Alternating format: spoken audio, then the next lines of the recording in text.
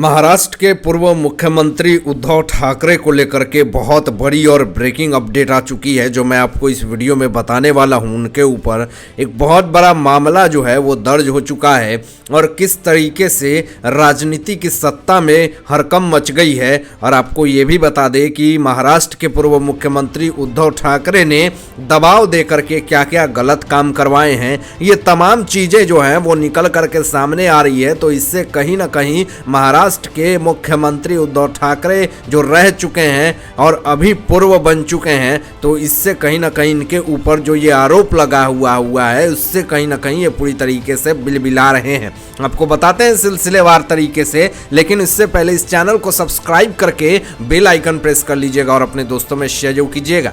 आपको बताएं कि जब महाराष्ट्र के मुख्यमंत्री उद्धव ठाकरे थे तो उस वक्त किस तरीके से महाराष्ट्र की सत्ता जो है वो उठापटक हो रही थी और किस तरीके से लोगों को टारगेट कर रहे थे और किस तरीके से उनसे तमाम जितनी गलत काम है वो करवा रहे थे। अब पूरी तरीके से उद्धव ठाकरे जो हैं वो एक्सपोज हो गए हैं और उनको एक्सपोज करने वाले और कोई नहीं, इनके करीबी लोग ही अब कहीं ना कहीं उद्धव ठाकरे के सारे काले चिट्ठे जो हैं वो खोल रहे हैं। आपको बताएं यहाँ पे कि किस तरीके से महाराष्ट्र में एक बड़ा हलचल मच गया था और जब उप मुख्यमंत्री जो हैं देवेंद्र फडणवीस जी ने भी इस पे पूरी तरीके से मुद्दा उठा दिया है। दोस्तों आपको बताएं यहाँ पे कि जब महाराष्ट्र के मुख्यमंत्री उद्धव ठाकरे थे तो उस वक्त जब उनके खिलाफ कोई भी मीडिया वाली जब बयानबाजी आती थी या उनके खिलाफ कोई भी बयान दे देता था, तो किस तरीके से उद्धव ठाकरे जो हैं वो उस मीडिया को चुप करवाने के लिए अपना पूरा ताकत और एनर्जी लगा देते थे। मुंबई पुलिस का भी सवाल यहाँ पे पूरी तरीके से खड़ा हो रहा है।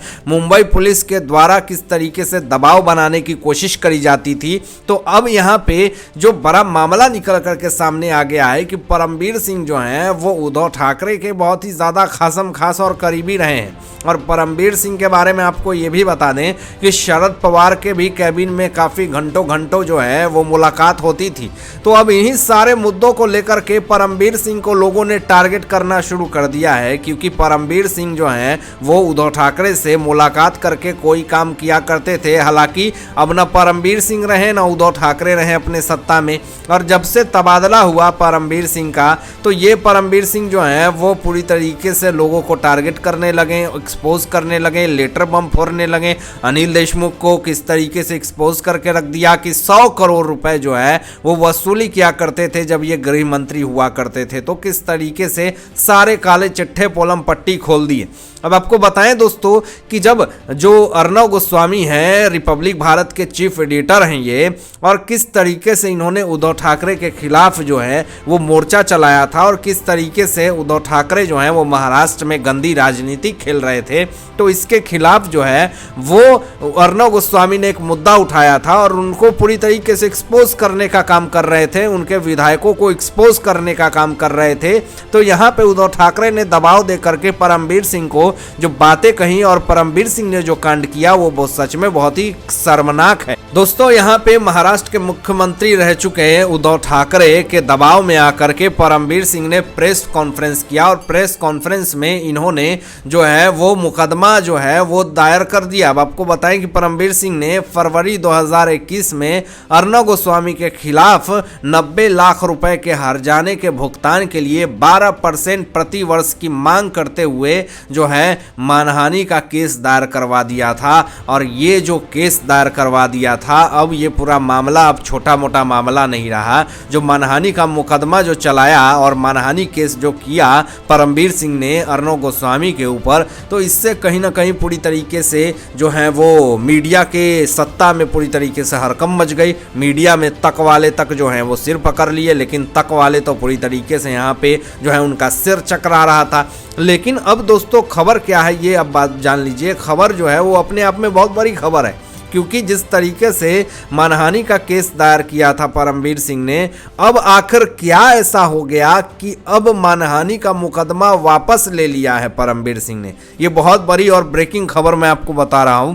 और सिविल कोर्ट ने जो है वो अनुमति भी दे दी है और 1500 रुपये का जुर्माना जो है वो भर दिया है परमबीर सिंह ने। और ये 1500 रुपये जो हैं वो परमबीर सिंह को चुकाने पड़े और अर्नव गोस्वामी को वो 1500 रुपये मिलेंगे।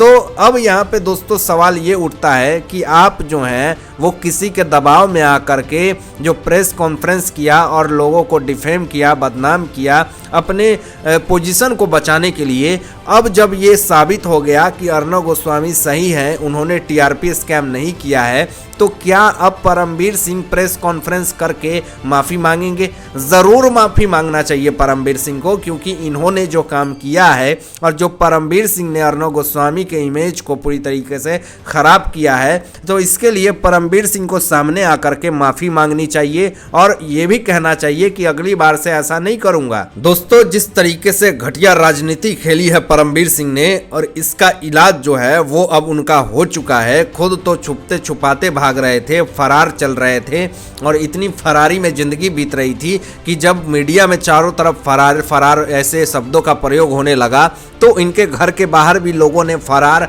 पोस्टर चिपका दिए और इनके ऊपर इनाम जब घोषित हुआ तो ये खुद सामने आकर के कहें कि मैं फरार नहीं हूँ, मैं इंडिया में ही हूँ। तो किस तरीके से भारी बेइज्जती हुई थी परमबीर सिंह की।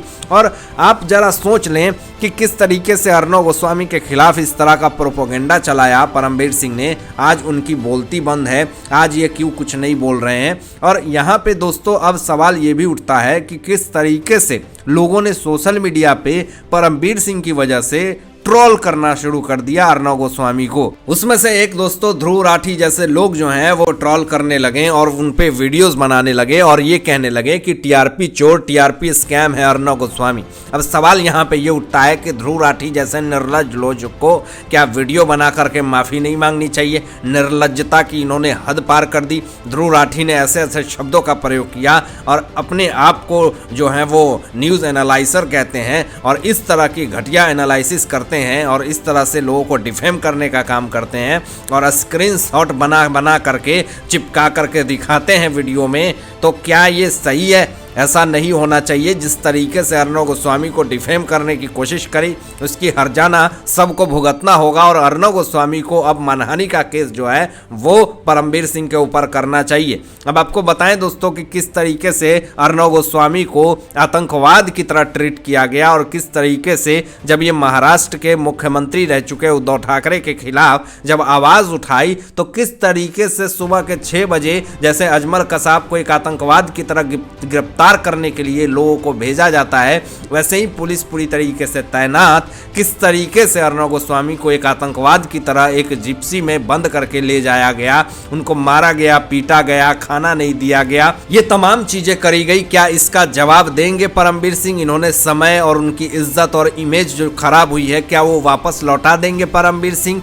तो इस तरह की घटिया जो चीज़ें करी है परमबीर सिंह ने, इसकी सज़ा जो है वो उनको मिल रही है। लेकिन यहाँ पे जो सबसे बड़ा मामला दोस्तों निकल कर के सामने आ रहा है कि उद्धव ठाकरे ने आखिर क्यों दबाव बनाया और क्यों आखिर वो टीआरपी स्कैम में फंसाना चाहते थे अर्नब गोस्वामी को। अब जो है जांच होनी चाहिए परमबीर सिंह के ऊपर भी।